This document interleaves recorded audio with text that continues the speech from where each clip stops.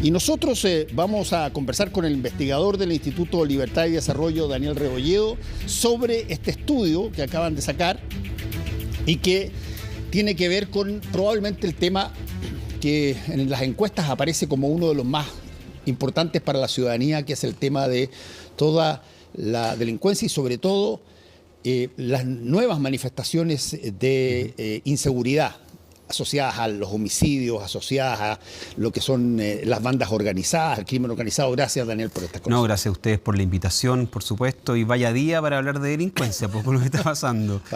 Sí, impresionante. Yo no, sin meterme en lo conspirativo, porque hoy en día han volado las teorías conspirativas así como si fuera el Triángulo de las Bermudas. Es una pésima señal, lo que tú decías, es una pésima señal más allá del tema vinculado a los casos de corrupción. El hecho de que un ministerio del Estado sea víctima de un robo tan masivo. Yo ya voy a adelantarlo y después... Sí. Pero, perdona por desordenarte la pauta. Es que a mí me sorprende un país que haya tenido por lo menos, no sé, 5, 6 o 7 cosas similares. Mira, cuando se produce el retorno a la democracia, yo me acuerdo que una de las primeras cosas que encuentran los que llegan a la moneda es que todos los computadores, que no había mucho en esa época, pero todos los computadores que habían sido reformateados, enteros. Toda la información que estaba ahí no estaba.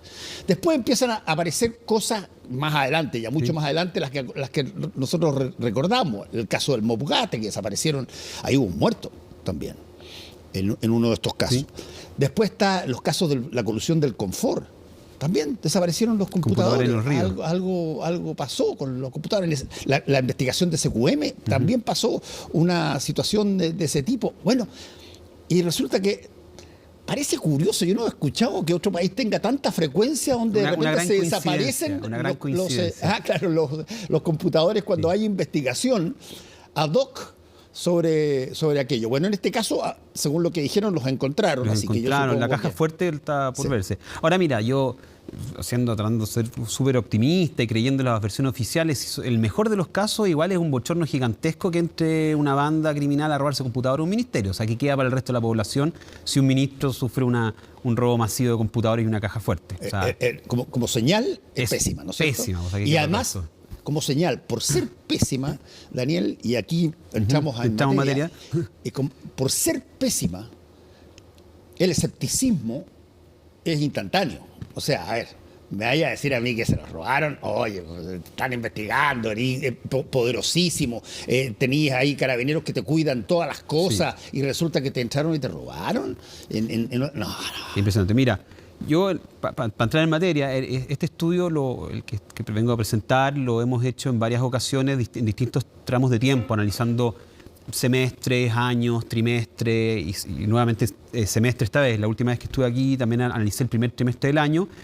Voy a tratar de venir con algunas novedades porque hay muchas tendencias que no han cambiado y eso son malas noticias. La primera de ellas es que los delitos de mayor connotación social, que son esta agrupación que hace Carabineros, siguen creciendo y seguimos en vías a la recuperación de la delincuencia que había tenido una gran caída por efecto de la pandemia. Eso es un primer punto. O sea, ya seguimos en vías de recuperación y ya... La pandemia fue nuestro escudo protector. Fue nuestro escudo protector, sí, todas las cifras fueron muy buenas gracias a eso.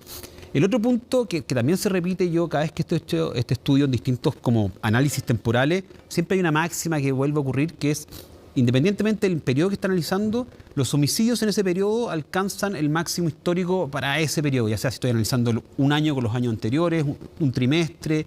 Me pasó en el primer semestre del año pasado y me vuelve a pasar ahora. O sea, si es que el primer semestre del año pasado ya era el primer semestre con más homicidios, lo pasa a superar. Y eso es señal de que hay un fenómeno particular al respecto, que ya es innegable, que está acompañado de otras cifras que ya he dicho varias veces, que hay un aumento explosivo de los imputados desconocidos asociados a los homicidios y una caída muy brusca en las sentencias condenatorias alrededor de los años. O sea, pasamos del 2009 de 14% de imputados desconocidos a un 42% del 2022 y sentencias condenatorias pasaron de un 72 a un 48. O sea, son dos curvas que van de la mano, una subiendo y una bajando. Y esta semana salió también un informe del gobierno bastante bueno, a mi opinión, sobre los homicidios, que confirma también varias cosas, que la mayoría de estos homicidios han estado asociados a eventos de grupos organizados, como le llaman ellos, yo le llamaría crimen organizado, y que el uso de armas de fuego ha ido aumentando también con el tiempo. Esos son como dos... Sí, hay una serie de cosas que son interesantes. Yo estuve viendo el informe de ustedes y también lo comparé un poco con el del gobierno y tiene bastante coincidencia en un montón de materias. Hay cosas que me llaman la atención. Una tiene que ver con lo que se denomina esta ausencia de imputado. Crimen con ausencia de imputado, es decir, no pillaron a nadie. Y te lo pregunto en particular, porque en todas partes del mundo está ya prácticamente establecido que una de las razones por las cuales puede haber, en una situación de inseguridad, puede haber una alta cantidad de crímenes, es porque hay de alguna manera algún grado de impunidad. Justicia. No encuentran a las personas o no tienen los testigos que pudieran salir a testificar y por lo tanto el crimen no aparece castigado finalmente. Tiene un costo marginal muy bajo. Entonces el cometerlo no parece ser una situación tan asustadiza. O sea, el hecho de que, o sea, es una muy buena noticia para aquellos que utilizan el homicidio como medio para el delito, que no es como algo accidental de una situación, sino que cometo el homicidio porque es parte de mi giro delictual. El hecho de que las condenas estén ya por menos de la mitad, o sea, finalmente es como lo que tú dices, ya el costo marginal o el costo, el detractor, que es poder ser pillado y ir a la cárcel, si no existe, entonces es Chile libre. Y eso, por supuesto, que genera una percepción en los ciudadanos, que es como la segunda parte del estudio que nosotros hacemos. Mira, lo que hacemos ahí es un análisis, más que nada rescatamos cifras de la encuestadora Ipsos, que es una gran firma mundial de encuesta y de análisis de mercado, que es muy buena porque hace análisis en una batería de 29 países, donde está Chile, donde está México, Argentina, Estados Unidos, Japón, etcétera. Y muestra que Chile da más, aparte de estas cifras como concretas que tenemos de Carabineros, que demuestran que hay fenómenos particulares que están ocurriendo en el país, hay fenómenos también en términos de percepción que están ocurriendo en el país respecto al resto del mundo. Por ejemplo, somos el país donde su población declara tener mayor preocupación respecto a la delincuencia en su contexto nacional. Somos el país también que declara que la delincuencia más ha crecido en sus barrios. Somos el país también que declara, que atestigua decir que en sus barrios suceden más robos de vehículos y somos el segundo que atestigua más narcotráfico, solamente después de Tailandia, pero encima de Colombia, México y otros países. Entonces, yo creo que hay cifras que plantean que está sucediendo una particularidad fenomenológica respecto al crimen en el país, que tiene efectos en la población en términos de su percepción. Ahora, en términos de la percepción hay que ser muy responsables respecto a las cifras de encuestas, que no son cifras administrativas, sino son de percepciones. Yo creo, tesis personal, que obviamente también operan lo que son los umbrales de tolerancia, que en Chile, por supuesto, hay umbrales de tolerancia que son mucho más sensibles al crimen que los de otros países. Chile sigue estando internacionalmente con la región, estando por debajo de la tabla, aumentando, pero por debajo de la tabla, respecto a crímenes como el homicidio. Pero Chile todavía los chilenos todavía tienen una capacidad de asombro muy grande, o sea, con una tolerancia muy baja a crímenes violentos. Encontramos un muerto descuartizado en la Alameda y es noticia hasta el día de hoy. Seguimos hablando de ella. Nosotros, por ejemplo, no tenemos una cosa que, yo lo he dicho varias veces, que es un estándar histórico, y hay libros escritos de eso sobre un tipo de crimen que es, pero particularmente potente en el mundo anglosajón, que es el asesinato en serie. Exacto. Por ejemplo, nosotros, puede haber casos que se hayan producido, pero el caso como el descuartizador de Boston o el caso de los crímenes en Inglaterra, de una persona que se ensaña con un tipo de persona y empieza a matar a un tipo de ser humano, no es muy común, es mucho más propio de esa del cultura. primer mundo, de hecho, claro. Qué cosa más rara, ¿no? Es extrañísimo. De hecho, ahí afortunadamente. Afortunadamente. De hecho, ahí hay una serie muy buena, esa Mindhunter, que habla de cómo se acuña el concepto de asesino en serie.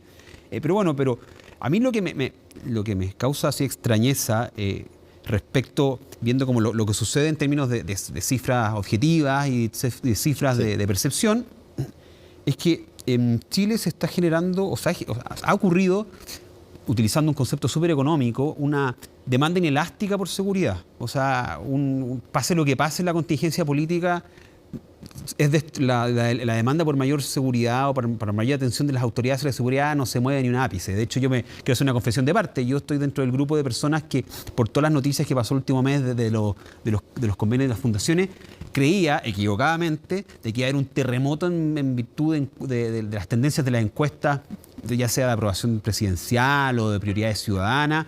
Y no, o sea, las preguntas particulares sobre el caso sí tuvieron, la mayoría de las personas creen que es un caso de corrupción, lo señalan ciertas personas particulares, pero en términos de aprobación del presidente, o en términos de prioridades ciudadanas, no pasó nada. O sea, la corrupción sí, hay una encuesta particular que la activa donde la corrupción sube un par de lugares en la escala, pero se mantiene, no destrona ni por cerca a la delincuencia, a la salud, a la inflación y a la inmigración de los primeros lugares. Y ahí me da la sensación que hay como una especie de realidades paralelas, o sea, como que está la realidad paralela política que ve el día a día de una contingencia noticiosa un poquito más elaborada, y están las necesidades ciudadanas que se han mantenido inalteradas, al menos en los últimos años, y sobre todo respecto a lo que es delincuencia. O sea, como que este caso, que fue muy noticioso, no ha removido las necesidades, no ha desviado la atención de la ciudadanía. Y una cosa que es extraordinariamente importante, y yo ya me he cansado pero no me canso de repetir ese lema de Lelutier que dice que errar es humano, echarle la culpa a otro es más humano todavía. Siempre hay alguien a mano cuando pasan este tipo de cosas para llevarlo ante la tribuna, digamos. Un porcentaje muy alto creo que debe ser la inmigración, que es imputada. Sí. Y probablemente ha subido porque ha subido también el volumen de inmigrantes, pero ¿cómo se relaciona la criminalidad histórica chilena con la de inmigración? Mira, yo creo que al referirse a este tema que es muy sensible hay dos ingenuidades que se cometen y yo las puedo explicar o tratar de explicarla como con arquetipos. La primera ingenuidad es el apuntar con el dedo, ¿cierto? La que tú estás describiendo muy bien, que es muy fácil, que genera muchos réditos políticos, para que estamos con tonteras, que es decir, todos los problemas son a causa de cierto grupo. ¿Ya? Pero la segunda ingenuidad también, que también tiene que ver con las manos, es utilizar las manos para taparse los ojos. Porque efectivamente aquí podría poner datos sobre la mesa. Un estudio del CEP que salió este mes, que me pareció muy bueno, hace justamente un análisis de delincuencia con inmigración. Bueno, y Raya para la Suma dice que efectivamente, o sea, ¿cómo se mide esto? Se mide si es que hay una relación, si es que los delincuentes cometen delitos en una proporción mayor o menor a su proporción en la población general. Entonces, se entiende. Hoy en día no es así, o sea, los delitos generales, los migrantes cometen menos delitos, lo que es su proporción, o sea, su participación en los delitos generales es menor a su participación en la población, en los delitos generales. Sí. Sin embargo, lo que demuestra las cifras del CEP, que utilizó bases de datos de la Defensoría Penal Pública y del INE, es que sí hay ciertos delitos donde los inmigrantes pasaron a tener mayor participación que su participación en la población, que son, bueno, los delitos de la Ley 20.000 creo que tradicionalmente han estado sobredimensionados o sobrerepresentados, que es la palabra correcta, pero los homicidios y los robos que en el año 2017 estaban subrepresentados, pasaron a estar sobrerepresentados en el 2022. Algo ocurrió ahí. Entonces, por supuesto, esto no significa que todos los homicidios, todos los robos los cometen migrantes, pero sí hay un fenómeno particular que está sucediendo ahí que hay que prestarle atención, porque no hay mejor aliado del que apunta el dedo que el que se tapa los ojos. A ver, y en ese caso, Daniel, para no hacer lo que se denomina en el lenguaje estadístico el cherry picking, coger las cerezas de uno, digamos. ¿Qué tanto el tema del crimen organizado, por ejemplo, se ha introducido ya a un nivel donde tú tienes, por cierto, grupos extranjeros, inmigrantes que forman parte del crimen organizado, pero también tienes a un montón de grupos chilenos haciendo lo mismo y que probablemente no eran tratados como crimen organizado antes? No, claro, o sea, lo que hay que ver acá en este caso, que es muy sensible, hay que ser muy delicado al tratarlo porque uno puede generar consecuencias de opinión y de reacciones políticas indeseadas, pero tampoco hay que, por eso decía, al no taparse los ojos, que igual hay un fenómeno aquí particular, que ese fenómeno particular puede ser por razones económicas, por razones políticas, por distintos contextos, e incluso también, porque no hay que negarlo, porque se insertan nuevas formas de hacer delitos que también se importan, o que también hay bandas de crimen organizado internacionales que se insertan en un país donde hay más oportunidades para desarrollar sus labores, y una empresa. Por eso yo siempre hablo como de esto de que no taparse los ojos, tampoco apuntar con el dedo. Hay mucho de eso. Yo creo que hay que analizar este fenómeno, hay que analizar este fenómeno de una manera más objetiva, porque es lamentable que en este momento de alta polarización y de politización de las cosas, fenómenos como la migración, que van a ser cada vez más comunes en un mundo interconectado, siempre se analicen como atribuyéndole como un marco normativo, como que la inmigración es mala de por sí o la inmigración es buena de por sí. No, la inmigración es un fenómeno social que tiene consecuencias positivas y algunas consecuencias, no quiero llamar negativas, pero algunas consecuencias perjudiciales o algunas consecuencias que hay que tener en cuenta y que hay que tenerlas en cuenta en virtud del contexto. Y te puedo poner un ejemplo así bien parabólico, o sea, ya que estoy inspirado. Hace 20 años atrás, cuando llovía en Santiago, cuando llovía una semana, todos le decíamos que era un frente de mal tiempo. Hoy en día llueve en Santiago y nos abrazamos aliviados. Entonces lo mismo pasa quizás con la migración como un fenómeno así social. Hace 5 años atrás, 10 años atrás, cuando llegaba el mismo tipo de migración que viene ahora, de las mismas nacionalidades, nadie se alertaba. De hecho, incluso era bienvenida, nuevas comidas, nuevas costumbres. Hoy en día, en situaciones distintas, donde quizás hay una inmigración descontrolada, donde quizás hay servicios que están siendo afectados, donde efectivamente hay elementos criminales nuevos que se insertan, pasa a tener un carácter distinto, pero no hay que perder la objetividad respecto al fenómeno. Sí, eso es bien importante. Ahora, hay otra cosa que yo lo he dicho varias veces y de repente hay ciertos amigos míos que me dicen, no digáis de nuevo eso. Pero lo tengo que decir porque yo creo que es parte también de esta situación de percepción que ustedes registran en las encuestas, que cuando tú tienes espacios donde te muestran 13 veces el crimen, el asalto, la cuestión acá, allá, y tú lo ves en todas partes, es inevitable que el riesgo que pueda llegar a pasar es que tú cambies la percepción de frecuencia de ese tipo de crimen en las personas. Es tanto lo que lo ven todo el tiempo que tú dices, mira, ¿sabes qué? No me atrevo a salir a la calle porque seguramente me puede pasar algo. No se puede caminar. Bueno, efectivamente, estudios de Ipsos dicen que un 95% de la población, que es casi el total por ciento de la población, han hecho algún cambio en su rutina para disminuir el riesgo de ser víctima, en lo cual yo me incluyo. Yo puse reja en mi casa, bueno, efectivamente porque pillaba a 2 personas tratando de meterse, pero yo creo que la mayoría de las personas han hecho algo que va desde dejar de salir a la calle cuando está oscuro o a cosas más extremas como comprarse un arma. Pero claro, hay un tema de percepción que puede ser obviamente contextualizado por ver las cosas. Ahora, yo creo que poniéndome en teórico de la comunicación, la aguja hipodérmica yo creo que está medio obsoleta. No creo que las medios tengan... hace mucho tiempo. No, porque hay actores políticos que igual le han echado la culpa a los medios.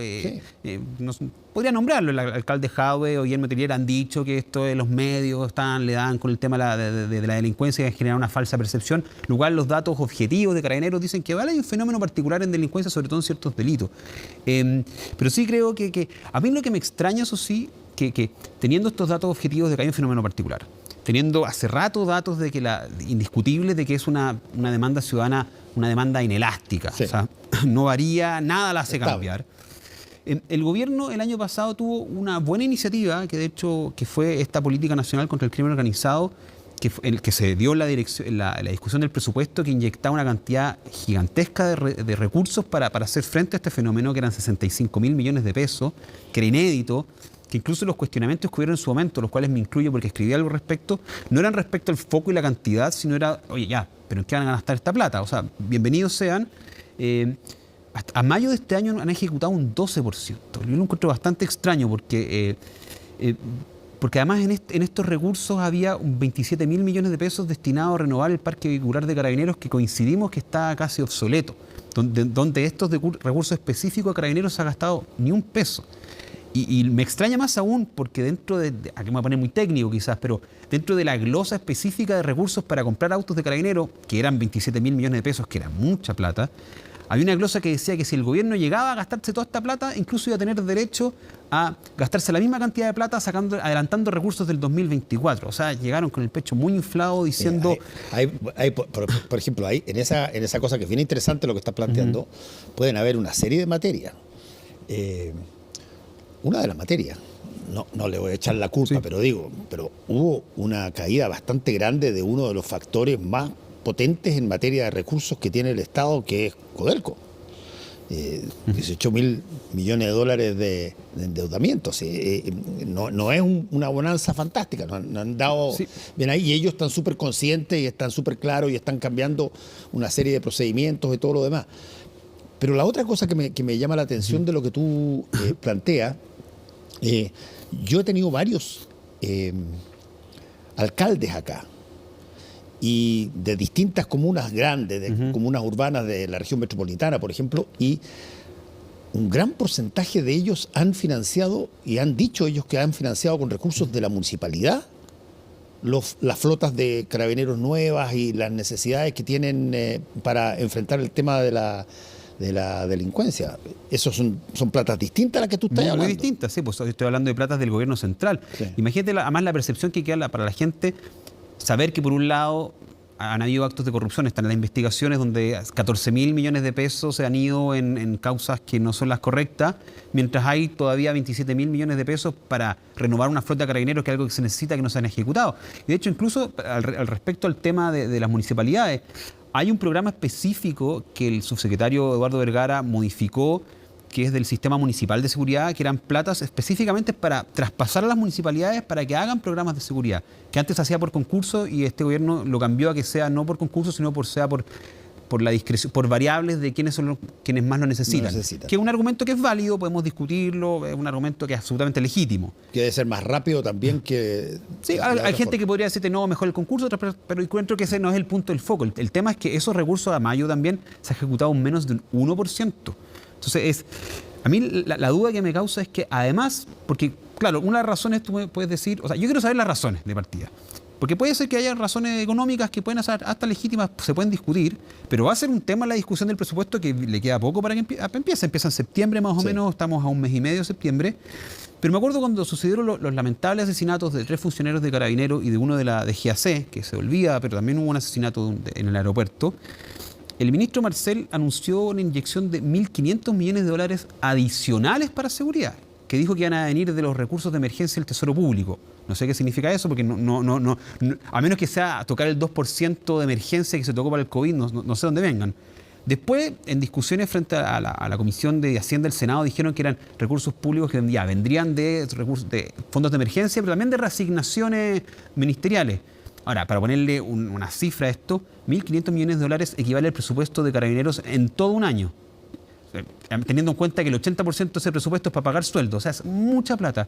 Y después en la cuenta pública el presidente Boric dice que estos recursos van a estar solamente si se aprueba la reforma tributaria. Entonces yo creo que hay una responsabilidad tremenda. O sea, yo aplaudo el principio que hay detrás de ponerle más recursos en serio a la seguridad, sobre todo porque se necesitan, porque es una realidad nueva donde el Estado, admitamos, el Estado, para no decir el gobierno, no el gobierno, sino el Estado, no estaba preparado para esta nueva realidad. Pero es sumamente irresponsable anunciar como recursos de esta magnitud, que, insisto, yo los aplaudo que lo pongan, y que no lleguen y que empiecen a cambiar alrededor de la historia de dónde van a venir. Porque juegan con las expectativas de las personas que ya están muy, muy exigentes al respecto. Daniel, se me acaba el tiempo. Te quiero hacer la pregunta que quizás mucha gente puede estar haciéndose. ¿Cómo pueden ellos acceder al informe que ustedes hicieron de Libertad y Desarrollo? Está en la página lidy.org. Ahí lo pueden ver en temas públicos. En temas públicos, lo descargan y está completo con todas las cifras y todos los gráficos y todo lo demás. Te quiero agradecer por haber estado con nosotros conversando del tema. Muchas gracias. Muchas gracias a ti por la invitación. Muy bien.